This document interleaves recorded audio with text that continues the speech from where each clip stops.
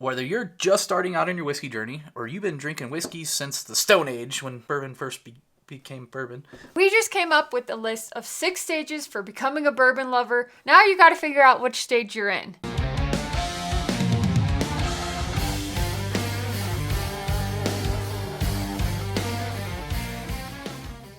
Alright, so let's start with this first stage. The first stage of becoming a bourbon lover, which is the stage where you probably are a little hesitant to start, I think, because you may have had an experience, whether you were in college, high school, Or you're whatever. shooting that Jack Daniels. Mm-hmm. Or you just had Jack and Cokes, Yep. or you just drank whiskey Cokes, or whatever you drink. You may have had a bad experience with it, or whatever. You thought it was too hot. Oh, yeah. Oh, like drinking whiskey straight? That sounds like a terrible idea. Yep. So that first stage is drinking low-proof bourbons. Where you just drink them, you sip them, you're just getting Yep. used to the feel of a bourbon on your tongue. Neat. Yep. Because that's kind of like when you first start out, it's so scary to just be 'Cause- like, who drinks bourbon neat? That's crazy. Yeah, it's so hot, I don't want this to burn, so you got to drink that low-proof stuff. Which, there are some good low-proofers, but that's a whole different story. But yeah, it's drinking low-proof bourbons. That's stage number 1. Now let's move on to stage number 2. So everyone has Facebook or Instagram, and you see all these photos of the Weller bottles and Pappy bottles, and it's that you're on the hunt for unicorns, and that's about it. And allocated bottles, too. You're going into the store and asking for that Blanton's. You're going and asking for that Pappy, and then the liquor store owner laughs at you. So, Like, you really think you're going to find that here, sir? You everyone's never know. done it. Everyone's done it. Myself, you, I know you've done it. So we've all done it. Especially when you're first starting out, when you're first getting on your journey, you're like, wait, I see all these people with these bottles. How can I get them? And then you might not know that they're not necessarily just as easily available because A, nobody told you, or B, you just don't know. Like, you just don't know. There's nothing wrong with that. We've all been there. So yeah, it's being on the hunt for only unicorn bottles and nothing else. Or only allocated bottles, right? Yep. All the ones that are just really, really, really hard to get. All right, so stage number 3, gotta catch them all. Pokemon stage. It's the Pokemon stage. Pokemon. It's the stage where you literally feel like you have to buy every new bottle you see. There's no thought process that goes into it except that you've either seen it and you want it, or you just you're like, what is that bottle? I don't know. I'm gonna buy it. What is that bottle? I don't know. I'm gonna buy it. It's the next new thing that was posted online, and you got to buy that bottle. Well, it doesn't matter what it is, and then your wallet's empty. It's kind of where the FOMO aspect hits you really hard. And if you don't know what FOMO is, because every time I say FOMO, people are like, what the heck is FOMO? Fear of missing out. You have to have a bottle because you don't want to miss out on it. Because some YouTuber told you that this is a great bottle. I've bought a lot of those.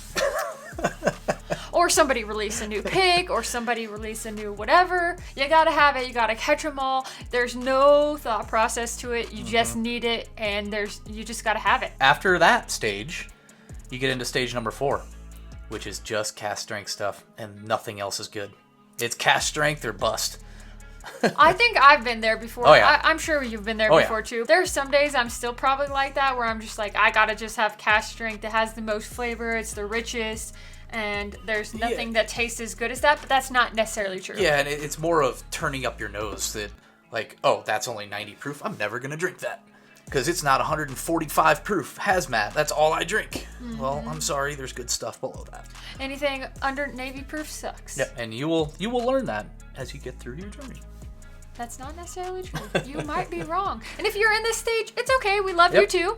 Drink your cask strength, enjoy it, leave the other stuff to me. Once you get past the point where you're like, okay, cask strength is great, but maybe I should start dabbling in something else, like something lower proof, older, more refined. Yeah, that happens. What? This one? Oh my gosh. Yeah, that's a great example. A 92 proofer. 92 proof, 12 years old. Delicious. Yep. There are so many very, very, very good, refined, delicious, balanced, flavorful bourbons that are Low proof. And older. Like some even younger ones can be good. I mean, yeah, Eagle Rare. Yeah, well, Eagle Rare is 10. 10 years, I mean, but that's not low proof. But yeah, low proof bourbons are freaking delicious, and until you get past that stage 4 of just cask strength and can kind of realize that some low proofs are really good, you're missing out on a whole world of whiskey. So now your palate's refined. You realize there's really good older whiskey. You realize there's good middle-aged whiskey, low proof, high proof. You find that there is a whole variety in the world of whiskey, and your wallet is empty. Yeah, your wallet's definitely empty. And you move into stage 6. Stage 6 is cutting back on what you buy and just buying more of the staple stuff that you really like. So like in our case, one of those OG 114, it's just such a good bottle. It's cheap. You can find everywhere. And it's just realizing that you don't have to buy that next big thing. Yes, we're doing YouTube videos, so we do kind of buy that next big thing for you guys. But you don't have to buy that next big thing. You can save that money, and there's so many good whiskeys out there that are inexpensive. There's a lot that are really expensive that are really good too. Yeah, that's true. And you might take that money you were spending on all those FOMO bottles you're buying, and let's just say you spent $400 on those, and you might take that $400 spend it on one bottle that's really good. So you kind of play that game with it. And it starts to balance out. But I think also another thing is you kind of hone in on some of those bottles that you really, really like each year. Yep. Like, for example, Elijah Craig Barrel Proofs. For us, we are always going to buy those. No matter what year it is. We're going to buy them because we love them. So you start to hone in on the different profiles that you really like, the different distilleries you really like, and you only start to buy from them. I wouldn't say that you avoid other distilleries necessarily, but I think you do hone in on the ones you really love. And that sixth stage is like a really beautiful place to be because you just get to enjoy whatever you want to enjoy, and you don't have to worry about. You don't stress out about finding that new bottle. All right, that's all we got for you today. Let us know what stage you're in. If you agree with our stages, if you've been through these stages, you're going through these stages, let us know. Leave it in the comments. And also, if you guys have not subscribed yet, what the heck are you doing? Where have you been? Please hit that subscribe button, hit the like button. Thumbs up. Hit thumbs up, hit the bell notification, do all the things. Leave us a comment, and have a very wonderful day. I'm Dara. I'm Bill. We'll see you next time right back here on The Average Drinker.